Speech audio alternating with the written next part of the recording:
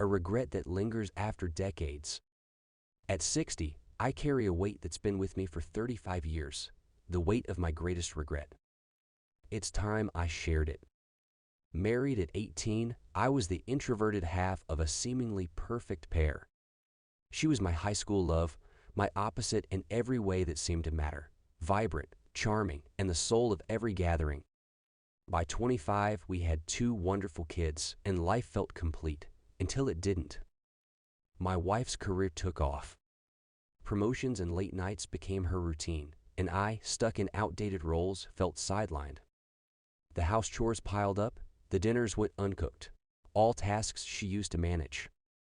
As I played the doting husband by day, resentment festered by night. I never voiced it, never shared my struggle. Instead, I let it brew. Then came the affair.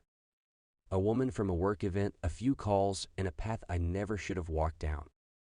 I pinned my wife a birthday card filled with love, only to abandon her 2 weeks later. She didn't rage or break down when I left. She just stood there, tears streaming silently while our kids played, unaware in the next room. I shattered her world quietly, profoundly. The fallout was immense. She lost her job, overwhelmed by the single-parent logistics I'd forced upon her. My alimony payments increased, and in my skewed view, I resented her for it. The audacity of my resentment still haunts me. She needed that money to care for our children I only saw bi-weekly. My affair partner left soon after. It turned out she had little interest in a man financially drained and emotionally bankrupt. Through it all, my wife remained stoic, strong, but I'd hear her cry at night when I stayed over for the kids' sake. Those sobs were a mirror to the depth of pain I caused, a pain she faced alone. I live with this regret, a ghost from a past where I chose the path of most resistance for the one who deserved it least. For years, bitterness clouded my judgment as I wrongfully accused my wife of taking what I deemed my money. Deep down, I knew the fault was mine, and amidst the anger, love lingered, yet pride silenced those truths. I dodged the finality of divorce, saying, "I'm not ready," whenever she asked about a lawyer. Eventually, she took the step, driven by the agony of waiting for me. My anger spilled over in cruel words, claims of love long faded, staying only for the kids.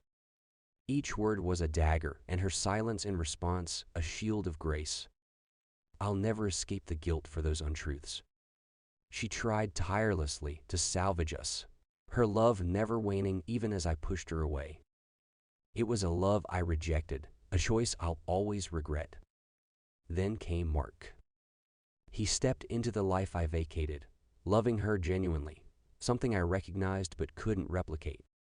He became the man for her and my children that I failed to be.